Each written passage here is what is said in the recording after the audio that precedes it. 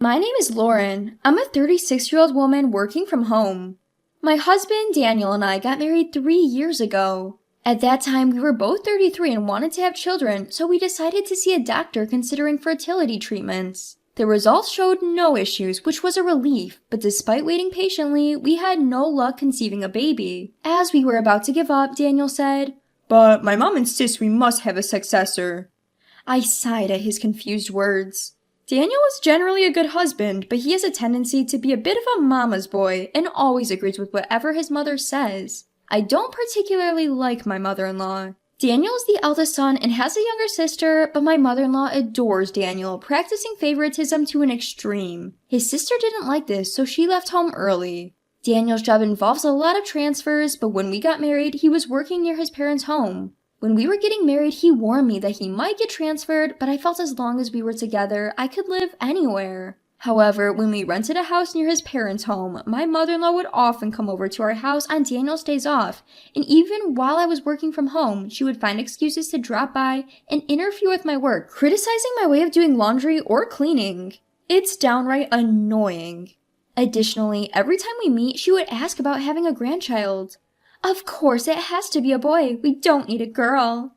Her presence stresses me out. I tried explaining the situation to Daniel and asked him to talk to his mother, but no matter how many times I tell him, all he says is, "My mom just wants to get along with you, Lauren," which is overly optimistic. It's not helpful to stress out someone you're trying to get along with. Originally, I was drawn to Daniel because of his optimistic character, a trait I lack in, and I felt that we balanced each other out in many areas, but we can't bridge this gap. However, 6 months ago, Daniel's job transfer was finalized and we were finally able to move away from his parents' house. Our new place is farther away from my parents' home. Although there are only farm fields around my parents' house, Daniel's new workplace is in a relatively prosperous area, similar to a regional city in Nebraska, with well-developed public transportation and infrastructure. Moreover, it takes less than an hour away from my parents' home by car. Once we moved, my stress was almost gone. I could concentrate on my work and our life became comfortable. Then, just the other day, I found out I was pregnant. Daniel and I hugged each other in joy. Being of advanced age, I do have some concerns, but this is the pregnancy we've been longing for. When we told his parents, my mother-in-law's first words were, "It's a boy, right?" Even when Daniel said we didn't know the gender yet, she insisted it had to be a boy. However, the baby turned out to be a girl. When my mother-in-law found out, she called me when Daniel was not around and said, "You're really useless. What did you marry into this family for?" Whether it was because of hormonal imbalances or I was emotionally unstable, I broke down crying. When Daniel came home and saw me crying, he got mad when I told him what happened and yelled, "Are you saying my mom is in the wrong?" And I ended up crying even more. Regardless, Daniel still cares for my health and helps me with the household chores, so he's a good husband as long as my mother-in-law isn't involved. So I was able to deliver the baby safely. I came back home a month after giving birth in my hometown. Daniel came to pick me up. I got into his car and we headed to back home after a long while. Surprisingly, my mother-in-law was there. I didn't expect her to come to see her granddaughter, but she came anyway. I had a bad feeling about this. Yet Daniel was oblivious and cheerfully said, "My mom came to help." And then, while my husband was in another room soothing our daughter, my mother-in-law pulled out a box of cake from the refrigerator. "This is to celebrate your childbirth. I'm sure you didn't get to enjoy any good food while you were out in the countryside for your postnatal recovery, did you?" I was annoyed by the way she said it, but tried to let it slide. "This cake costs $500, she exclaimed, handing me the box. $500? I was taken aback. I had never heard of such a pricey cake before.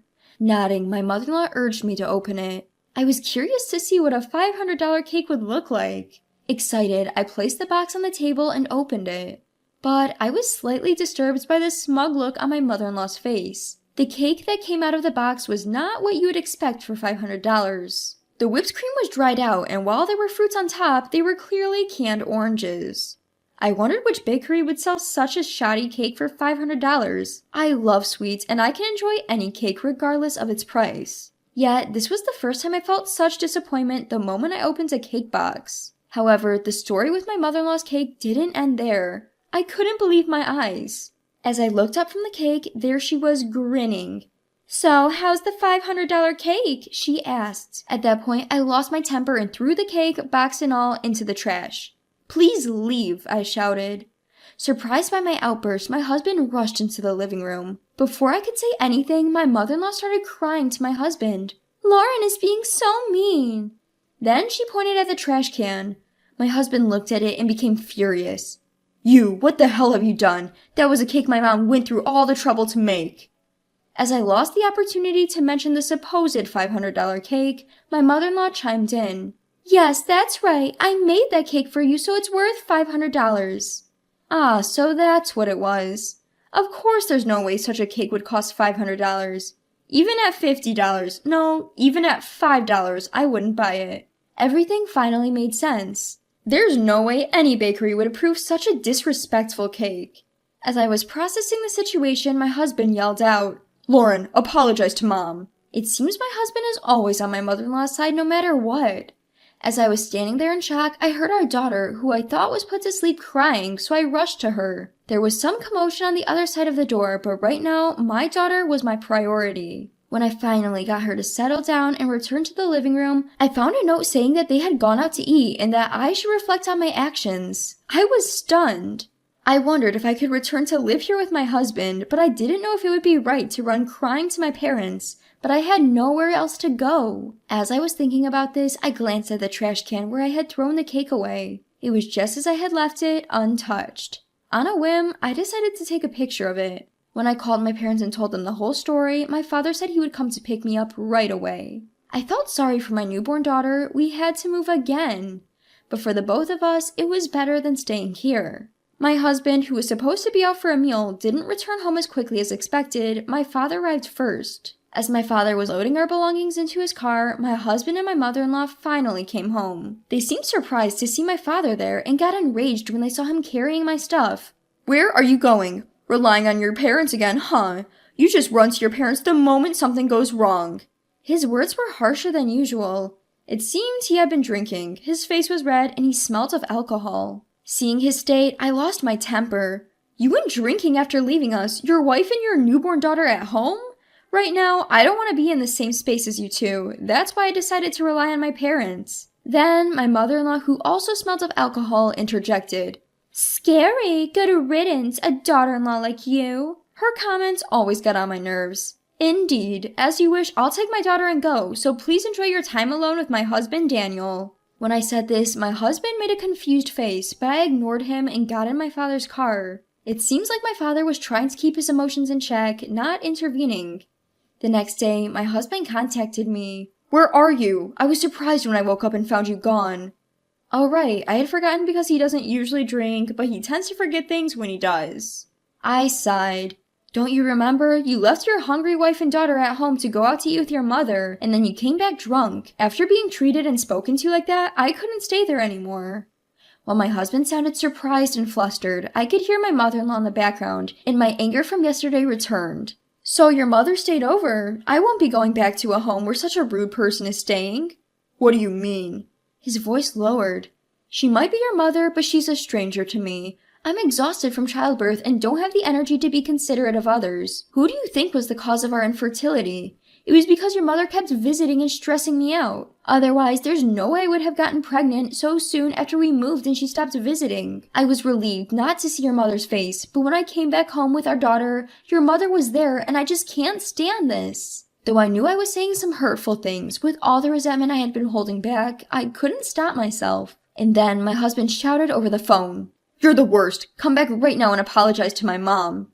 When he said that, it felt like time had stopped for a moment. The next words that came out of my mouth were, "What?" as if to mock him. I continued, "The reason why I'm here with our child is because of your mother's request." When I said this coldly, my husband let out a confused sound. What do you mean?" "Your mother didn't want our daughter. She's always been saying that, hasn't she? She wanted us to have a son. Well, I didn't know how serious she was, but I was sure when I saw that cake." "Cake?" "Didn't you see the chocolate plate?" "Huh?" "The chocolate plate on the cake, or did you not even look at the cake itself?" I had hit the nail on the head.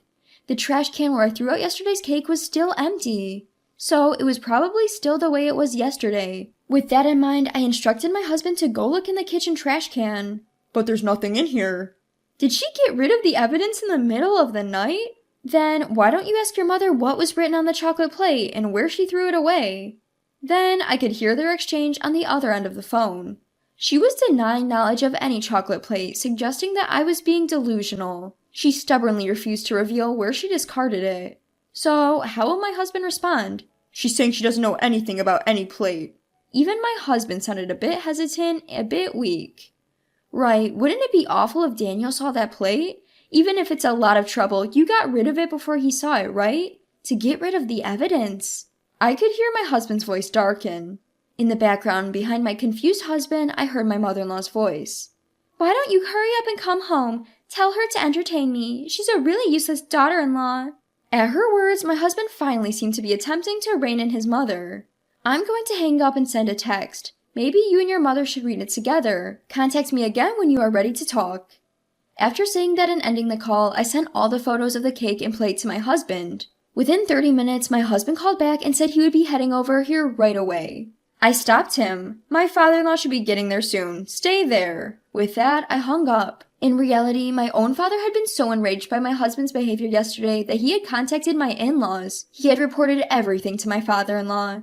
Unaware of this, my father-in-law had apologized profusely and said that he would go to my husband and have a talk. By evening, my husband and in-laws arrived at my parents' house. As soon as he arrived, my husband bowed deeply to me in apology. I don't know anything about what's been happening or what happened this time. I didn't know my mother said such things to Lauren.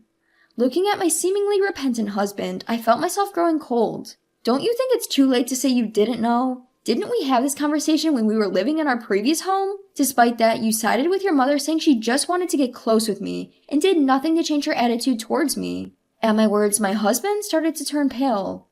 Plus, you always said that your mom absolutely wanted us to have a son. What's that about? Are you always going to do whatever your mother says? Since you chose your mom over your wife, I guess you don't need me, do you? My husband turned pale and clung to me. That's not it. I'm really sorry. I didn't mean to. Then, what did you mean? At my retort, my husband was at a loss for words and fell silent, looking down. Just as I thought, Daniel, you chose your mom over your own wife and daughter. A mother obsessed with her eldest son and a mama's boy. I should have realized sooner. It's no wonder your sister left home early. With a sigh, my husband retorted, I'm not some mama's boy. I care about you too. Then, could you really sever all ties with your mother? I fired back. At that, he fell silent. When I sighed, my mother-in-law, who was brought here by my father-in-law, yelled out, How can you say such a thing? Daniel and I are mother and son. We can never sever our ties.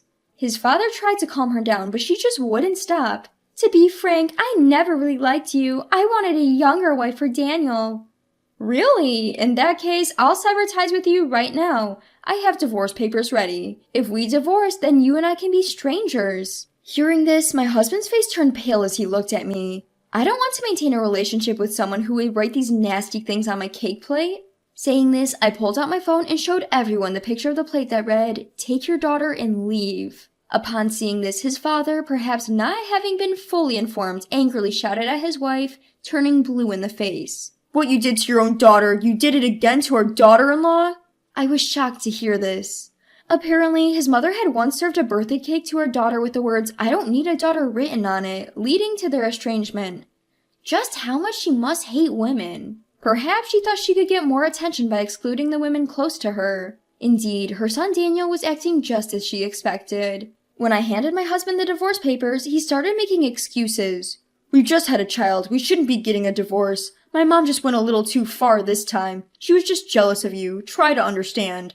Is that what you came here to say? I thought for sure you were going to tell me you were severing ties with your mother and coming back home. I'm never returning to that house. Then my father-in-law, who had been silent and pale-faced, spoke up. Daniel, sign the divorce papers. I'm done with this family. When I get home, I'm divorcing your mother too. What? His mother spun around at these unexpected words.